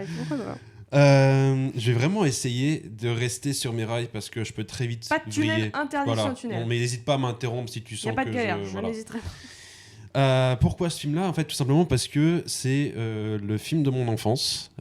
C'est vraiment, je pense, un des premiers chocs cinématographiques, forcément du regard d'un enfant, parce que tu regardes aujourd'hui, c'est du divertissement, c'est des explosions, mais du point de vue d'un enfant, t'as des gros robots, t'as des bagnoles, t'as des machins, voilà, ok. Explosion. Mais genre, je vous ai dit, Alien, c'est mon film préféré. Le DVD de Transformers a beaucoup plus fait de sorties en dîner avec le lecteur Blu-ray que Alien, quoi. Enfin, j'ai pensé plus de fois, je le connais par cœur, je connais les répliques par cœur, je connais... Tu connais Megan Fox par cœur, mon coquin, va. Je l'ai un peu oublié parce que maintenant elle ressemble plus à rien, mais... Oh, le malade. Oh là là. Ah, non, pardon. Donc en fait, c'est mon film, c'est le film de mon enfance. Je suis devenu fan de la licence Transformers derrière. C'est, je pense aussi, ce film-là qui m'a fait donner une immense passion pour le blockbuster, le film de science-fiction, le film d'action, le film catastrophe. Bon, le film catastrophe, ça viendra plus tard avec Emmerich. Mais vraiment, en tout cas, science-fiction, catastrophe et surtout, créatures démesurées mises en image, quoi. Et aussi effets spéciaux, parce que les effets spéciaux de Transformers... Les effets spéciaux sont incroyables. T'as Hein. pris 2007, une ride. 20 ans. Ouais. 2007, hein, 2007. Putain, maintenant, il faut Disclosure Day, quoi. Putain. On n'y reviendra pas. D'ailleurs, Transformers, qui est produit par Spielberg. Parce qu'à la base, il devait le réaliser, il a été approché pour le réaliser, puis en fait, il voulait faire une histoire beaucoup plus proche d'un E.T. Il n'y avait pas d'Autobots, pas de Decepticons, juste un Transformers qui pop. C'est vrai que Transformers by Spielberg, j'imagine pas trop des gros robots qui se mettent sur la gueule. Quoi. Ouais, mais à la place, ils ont pris Michael Bay, ça a donné autre chose. Mais bref, mais le truc, c'est que je grandis. Je vois bien qu'autour de moi, quand je commence à me renseigner sur ce que les gens pensent autour du film, c'est que c'est un film qui est pas très bien apprécié. On a tendance à moquer Michael Bay, moquer le style du film, etc. Et je me dis, bah merde, je commence à développer un peu un esprit critique, je commence à enchérir ma culture cinématographique. Est-ce qu'en grandissant, je vais pas perdre l'amour que j'ai pour ce film-là, tu vois? Rien. Zéro. Je l'aime. Alors que pour le coup, quand même, évidemment, je vois les problèmes qu'il peut avoir, je vois les problèmes qu'il a en tant que film, et je vois également les problèmes qu'il peut provoquer chez certaines personnes, parce que Michael Bay, c'est un mec qui est connu pour faire de l'action à tout va, des explosions de ça, mais surtout, je trouve de l'action assez exigeante dans sa façon de filmer, de monter, simplement de cadrer, parce que c'est un mec qui fait du cinéma ultra chaotique. C'est un mec qui cherche l'esthétique du chaos, qui a une caméra qui va vers l'action. Et je comprends que ce puisse être fatigant parce que même moi sur Transformers 3, j'arrive à la fin, je suis épuisé, quoi. Ouais. Mais moi en tout cas, c'est un film que je trouve plus intelligent dans sa façon. Il est très simple en termes de scénario, en termes de personnages. Je dis pas que c'est un film intelligent. Je dis pas que c'est un film trop con non plus, mais il est pas voilà. En tout cas, dans la technique, dans la façon dont il est pensé, dans la façon dont il est réfléchi, celui-là, je le trouve plutôt intéressant et intelligent, plus intelligent que les suites. Ah ouais, bah j'allais Un poser la peu plus question. problématique, que j'aime également beaucoup, mais plus par manque d'objectivité que parce que les suites, c'est vrai que ça devient un peu plus compliqué, quoi. Ouais. Ok. Très bien. Alors, moi, j'ai mon passif avec Transformers, je l'avais déjà vu, mais c'était il y a très longtemps, le Transformers 1. Et un jour, je sais plus, je suis allée voir un des. Parce qu'il y en a combien là des Transformers ? On en est à 8. 8. 8, ouais, on est à 8 films là. Non, alors en vrai 9, mais celui que j'ai oublié, c'est un film. Mais tu comptes les films d'animation et tout ? En fait, justement, il y a eu 2 films d'animation. Il y en a un qui est sorti dans les années 80, celui-là, j'avoue, je l'ai pas pris en compte. Alors, pour être clair, il y a eu les 5 faits par Michael Bay, parce qu'il il a enchaîné 5 films. Lui. Ensuite, il y a eu 2 films de live action qui sont une sorte de reboot. Et après, il y a eu un film d'animation qui est sorti il n'y a pas si longtemps que ça, Ouais, en c'est 2024. Ça, 2024, ouais. 2024. Donc, si on prend que cela en compte, on en est à 8, ouais. L'usine. Alors, moi, j'ai souvenir d'en avoir vu un au cinéma, mais c'était pas le premier, c'était genre le 3 ou le 4. Un truc, c'était un Transformers méga sombre, en mode vraiment dark et ultra long, je crois près de 3 heures. Et, c'est le 4, je pense. Ouais, avec bah, les dinosaures. Est-ce que c'était avec les dinosaures ? Ouais, je sais plus. J'en ai vraiment un vague souvenir. Mais je me souviens que ça avait été... ça avait été... Vraiment, j'avais ressenti une sorte d'aura du truc en mode... Waouh, le truc, c'est... Voilà. Et c'est vrai que j'ai trouvé, du coup, en revoyant le premier, qu'il était beaucoup plus... plus sympa et divertissant à regarder, en mode plus léger que ce que j'avais souvenir. J'avais vraiment souvenir d'un film lourd, machin. Du coup, c'était plus appréciable, là, de voir le premier qui était plus léger, qui était plus dans la bonne action, bien divertissement. Mais après, voilà, genre, c'est vraiment... même si c'est un peu péché mignon de regarder toute cette action, etc., c'est vrai que c'est vraiment le film manichéen, avec la recette hollywoodienne du héros Shia LaBeouf et de sa dulcinée Megan Fox et des Decepticons, c'est Autobots. Mais en vrai, c'est vrai qu'une fois que tu fais... l'impasse dessus, tu passes un bon moment avec toutes les scènes d'action. Après, c'est vrai que je l'ai revu dans la voiture, sur mon téléphone. Dans un Autobot, en fait. Dans un Autobot. J'étais dans l'Autobot Clio 5. Dans l'Autobot Clio 5. Et non, et aussi, en fait, c'est Bumblebee, le Transformers un peu principal dans ce film. Je pensais que c'était plus Optimus Prime. Il arrive un peu plus tard, Optimus Prime. Il arrive un peu plus tard, ouais. En fait, je croyais que c'était... Moi, je croyais que c'était Optimus Prime, juste, et que Bumblebee, c'était... Optimus Prime parle. Oui. Je pense que ça doit jouer aussi, alors que Bumblebee... Mais il est un peu la mascotte mignonne, puis comme c'est le premier qui est en contact avec le héros, tout de suite, il y a une forme de sympathie entre les deux. Et voilà, et non, après, vraiment, je ne comprends pas comment Shia LaBeouf a fait pour gérer la Latina. Parce que vraiment, Shia LaBeouf, pendant tout le film, c'est... il fait genre... toujours la tête en mode choc barre. Tu sais, quand ils arrivent tous sur la terre et tout, et que vraiment, à un moment, il a genre un petit sursaut, il se cache un peu derrière Megan Fox, alors qu'elle est vraiment en mode « c'est cool, ça a l'air cool, tu vois. » genre, Mon père était un criminel. Ok. Ouais. Donc voilà. Mais c'est pas mon film préféré, c'est pas... mais je capte le truc très divertissant de l'action, et tu t'as mis 2 sur 5 quand même. Oui, j'ai mis 2. Parce que tu l'as vu dans la voiture. Oui, c'est parce que je l'ai vu dans la voiture, et aussi parce que je sais que Oui, c'est pas ton truc. C'est pas mon truc. Oui. Ouais. Bon, vas-y, l'autre 2 sur 5 du groupe, là. Non, Transformers. Je comprends le rapport à l'enfance que ce film a. Parce qu'effectivement, c'est du grand spectacle, c'est une porte d'entrée vers le blockbuster, mais je crois qu'il n'y a pas mieux. Même, je trouve quand même, vers le film catastrophe, quand même. Il y a quand même une porte d'entrée avec vraiment des effets spéciaux, en veux-tu, en voilà. Je l'ai découvert trop tard. Le concept m'échappe, de voiture qui se transforme en robot, je m'en fous. Et comme le concept m'échappe, tout le film, je passe à travers. Mais ça reste un film d'une efficacité que je trouve vraiment incroyable. Il passe pas par 4 chemins le film. Hein. Il passe pas par 4 chemins, mais c'est vraiment. En fait, il assume son statut de divertissement et de grand spectacle.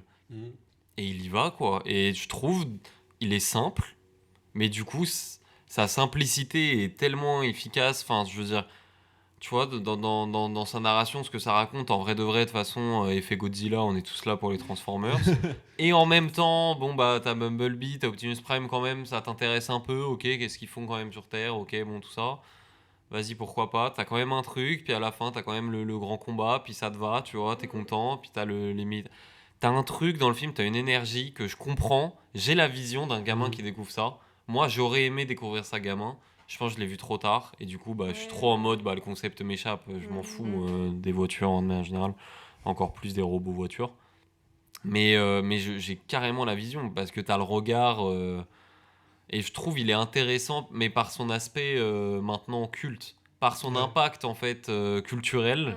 Je trouve le film hyper intéressant. Bah c'est Michael Bay qui a ravivé la saga quand il a fait le film parce qu'avant c'était un peu tombé aux oubliettes, tu vois, c'était un cartoon dans les années 80. C'est ça, c'était dessin animé parce que moi je pensais que c'était juste un jouet de base. Et alors à la toute base c'est une gamme de jouets qui a été adaptée en dessin animé derrière. Puis après ça a perdu de sa magie au fur et à mesure et puis je pense que ça a eu un impact et même juste voir Megan Fox.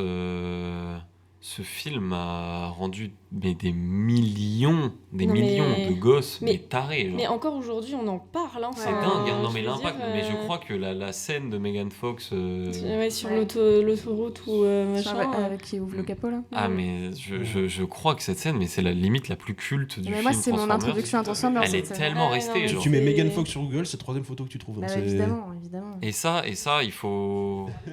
Ça, il faut pas négliger l'impact culturel que ça a eu. Mais je trouve que si tu retires l'impact culturel et si tu le prends juste en film, en unité simple, voilà. Bon, il est efficace, c'est un très bon film d'action, de divertissement. Bon, ça s'arrête vraiment là. Après, c'est aussi parce que le concept m'échappe. Mais ça s'arrête vraiment là, quoi. Mais c'est un film, pareil, pour se poser. Enfin... Je comprends ton regard. Et il faut le voir. Il faut le voir pour moi, même pour mesurer l'impact culturel qu'il a eu, juste pour la culture. Genre, il faut voir Transformers. Parce que pour moi, ça a eu plus qu'un impact culturel. Même dans le cinéma, de manière générale, je pense que plein de blockbusters, c'est devenu, même si c'est lointain, c'est devenu une référence.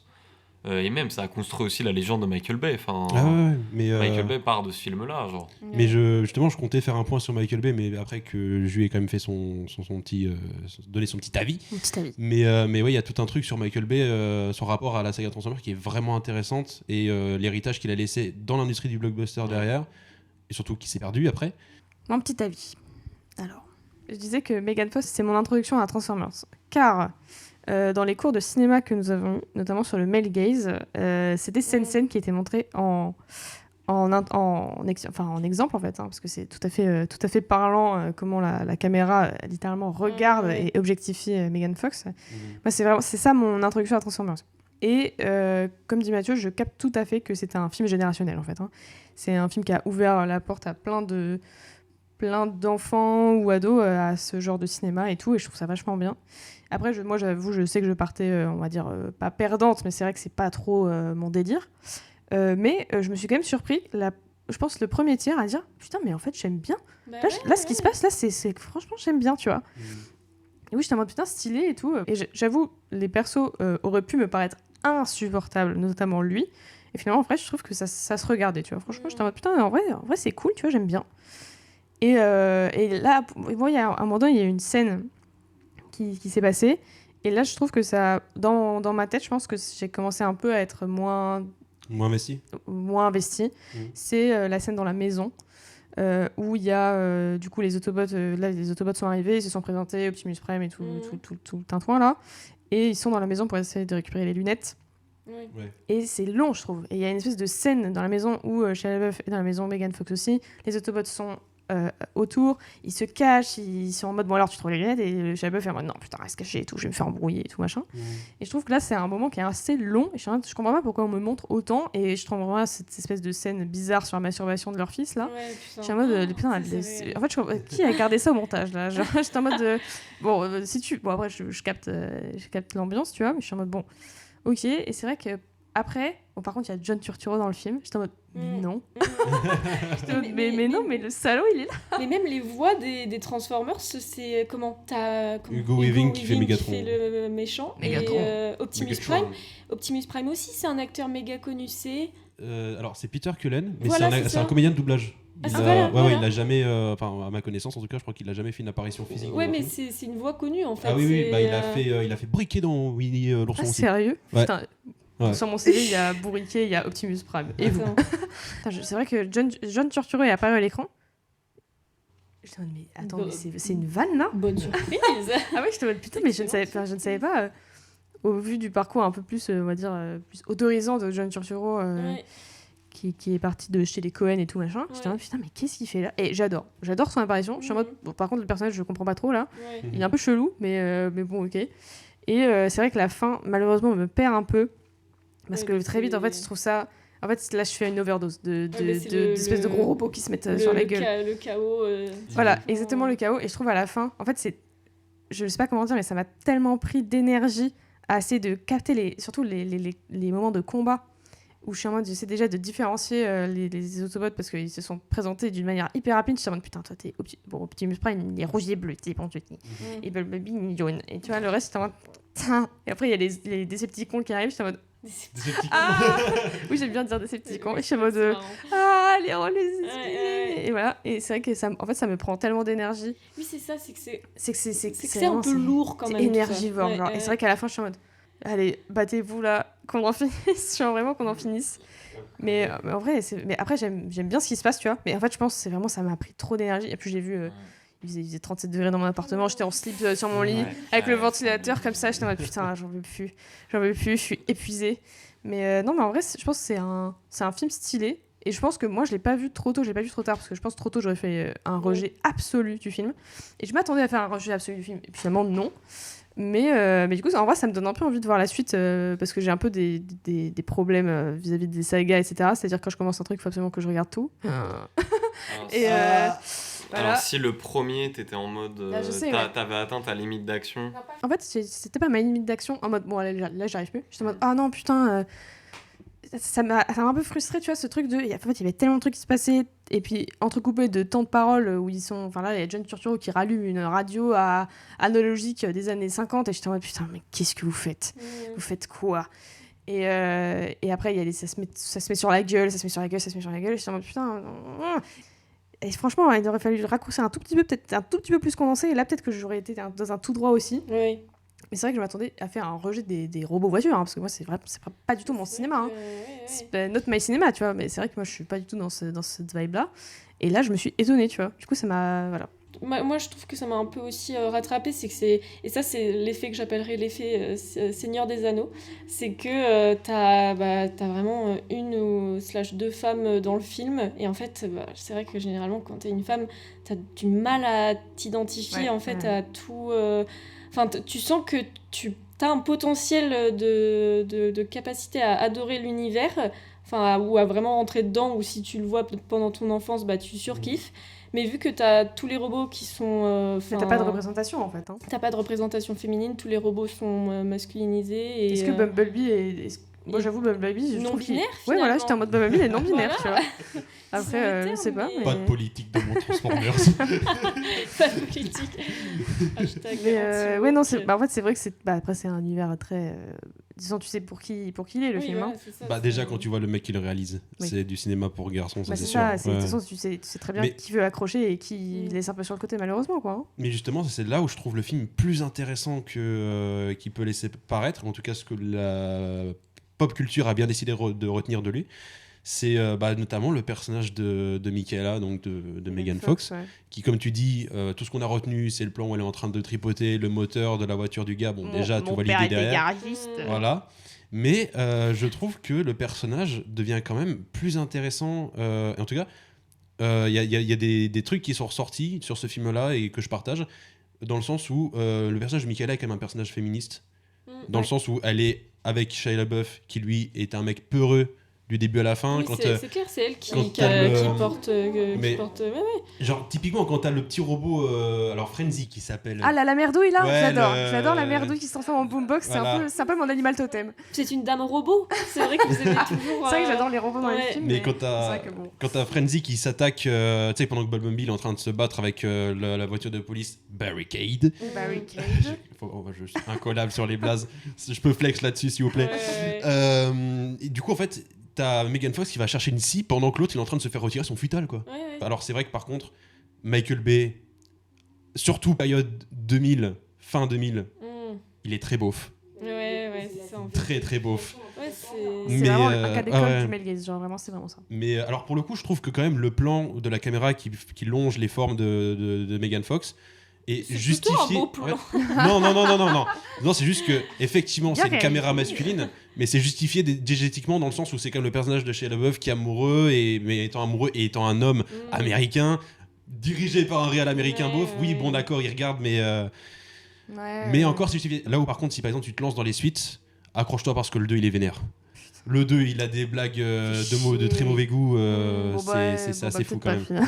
Alors que le premier, en le revoyant, Moi, je me suis quand même dit. je m'attendais à vraiment un truc irregardable en termes de sexisme, d'objectification des personnages féminins et tout.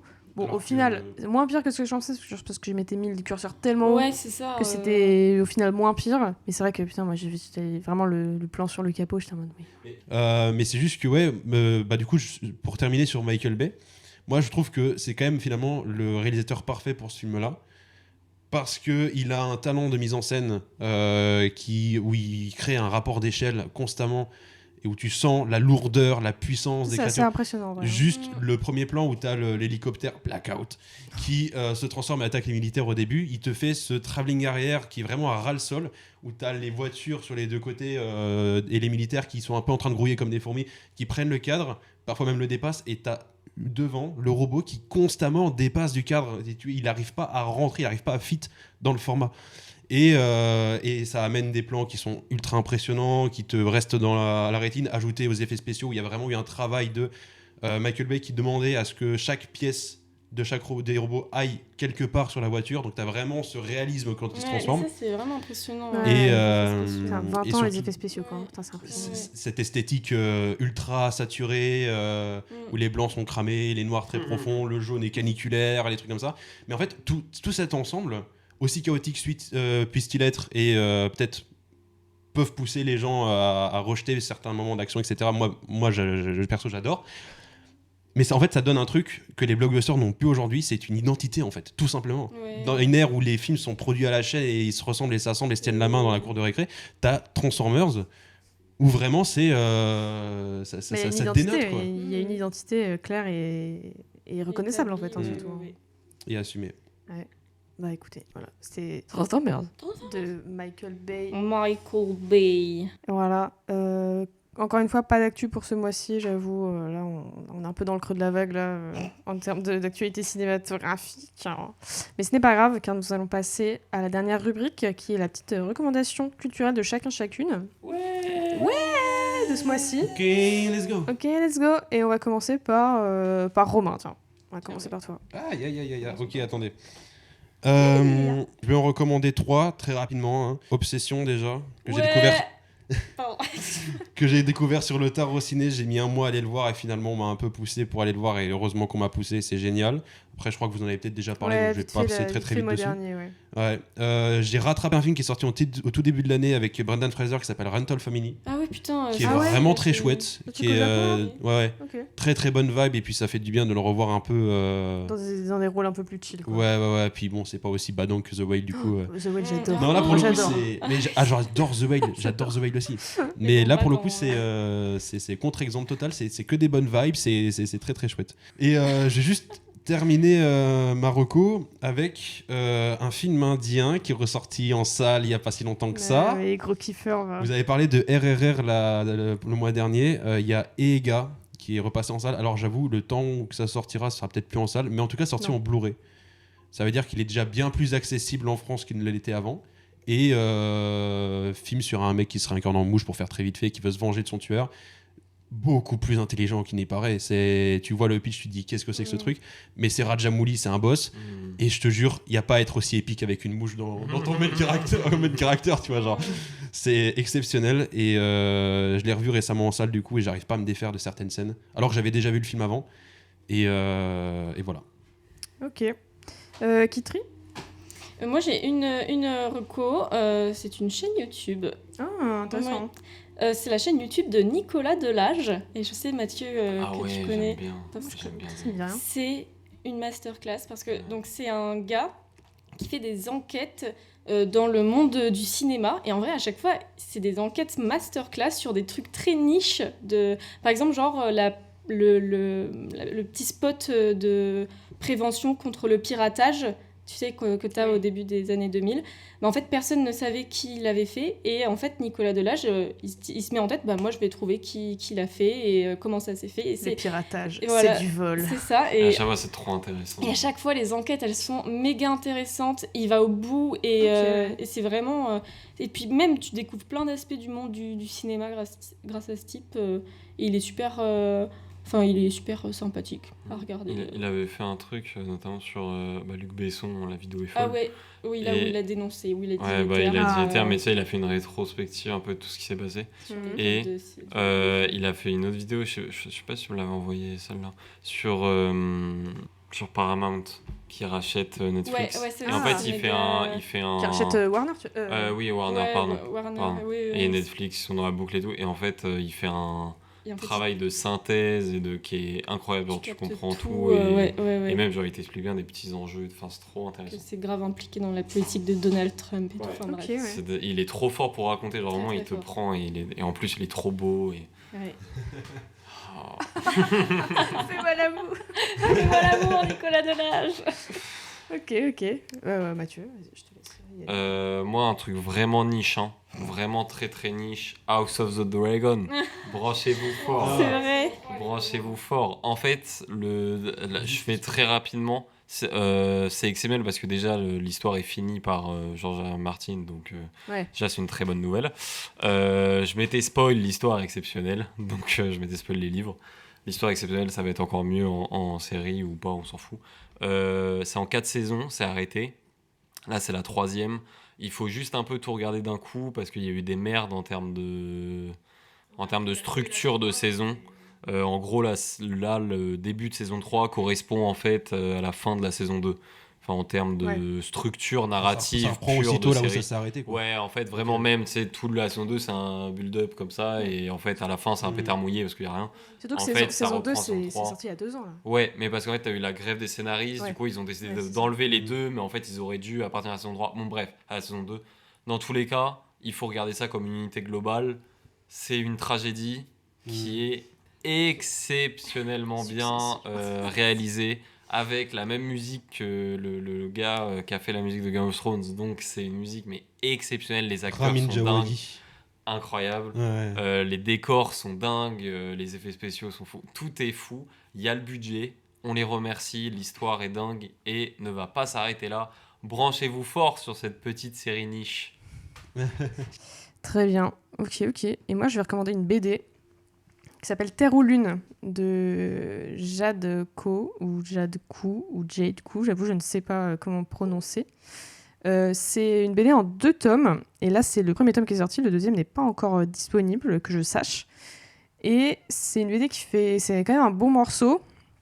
Il doit faire 250 pages, etc. Je les ai croqués en 1h30, quoi. Vraiment, Putain de merde. Ah non, mais moi j'ai un problème d'addiction au BD, c'est que je peux pas m'arrêter, en fait. Et surtout, vu le prix que ça coûte, je suis en mode, je peux juste pas m'arrêter.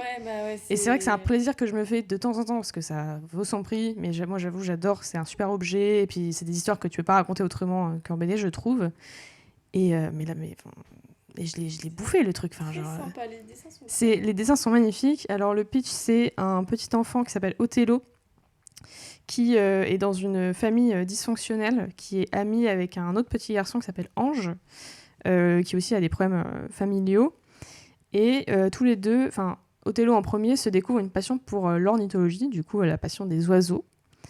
Et il est absolument fan, il veut tout savoir sur les oiseaux, il va dans la nature pour les repérer, il fait des dessins, il fait du repérage, etc. Et du coup, il initie un peu Ange à cette passion. Et ils essaient de rentrer dans le club ornitho de leur école. Et en fait, il y a un drame qui se passe. Othello est témoin, et enfin, je vais pas trop en dire, d'un drame familial dans sa propre famille. Et du coup, il est envoyé en orphelinat.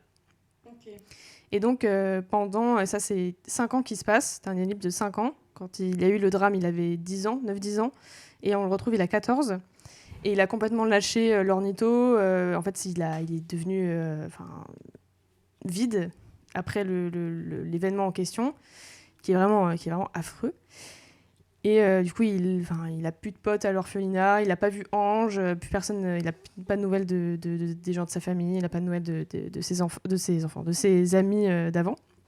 Et un jour, Ange revient en lui disant tu sais, le club d'ornitho auquel on avait voulu aller quand on était en CM2, c'est devenu une association et on te propose un stage. Et donc, Othello sort de l'orphelinat pour aller en stage chez donc, ces personnes, ces ados en fait, qui ont 15-16 ans aussi. Et du coup, il reprend goût à l'ornitho. Il essaye aussi, c'est tout un truc sur le poids du traumatisme dans la vie quand on est en train de se construire. Et il y a aussi toute une partie science-fiction parce qu'en fait, ils habitent sur la Lune, qui a été du coup colonisée entre guillemets par les humains.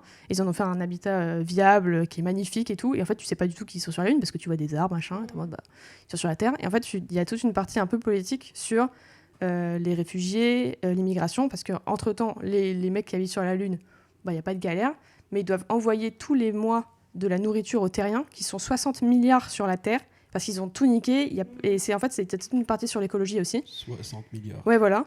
Et en fait, ils sont agglutinés. C'est vraiment des conditions de vie terribles. Et du coup, tu as toute une partie sur... Il y a un espèce de tuyau qui relie la Lune à la Terre pour faire des envois de marchandises, nourriture. Et tu as tout ce truc sur les passagers clandestins. Tu te demandes est-ce qu'il y a des gens qui passent dans ce tuyau. Et en fait, Othello va se rendre compte que, plus ou moins proche, il y a des gens qu'il connaît qui sont passés par ce tuyau. Et du coup, c'est hyper intéressant. Et c'est trop beau, c'est hyper touchant. Et c'est sur la reconstruction d'un enfant, d'un ado qui essaie de faire sa vie après qu'il a été embrigadé par sa famille dans des traumatismes tous plus durs les uns que les autres. Et qui a dû gérer, lui, ses traumatismes quand il était petit, quoi. Et donc, c'est hyper touchant. Les dessins sont magnifiques. Enfin, je sais pas si vous avez vu un peu, mais... Ouais. Voilà, c'est un peu aquarelle, ce genre de style comme ça. Et c'est incroyable. J'ai trop hâte que le tome 2 sorte. Parce que là, je me gratte les veines. Là.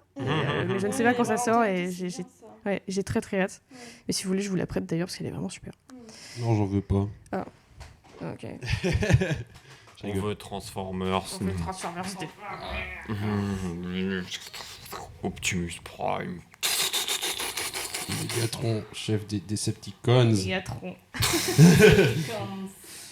Et ben écoutez, merci beaucoup de votre participation à tous les trois. Merci à toutes et à tous les auditeuristes qui nous écoutent. Voilà, j'ai des petits messages, ça me fait vraiment, vraiment plaisir. Et on est je crois que je suis un peu désolée pour la qualité d'enregistrement parce que j'ai entendu qu'il y avait des bruits un peu parasites. Mais voilà, malheureusement, ce sont des choses qui arrivent. Voilà, ce sont les aléas d'un podcast. Je pense que ça restera mieux que les travaux. Oui, c'est sûr. Voilà, c'est sûr que ce sera plus écoutable que des bruits de perceuse dans les oreilles. Donc voilà, merci beaucoup. Et puis on va se retrouver a priori pour le mois de juillet, soon, avec une invitée, j'imagine, assez grotesque. Oui. Donc voilà. Merci à toutes et à tous. Et puis au mois prochain. Au revoir. Au revoir.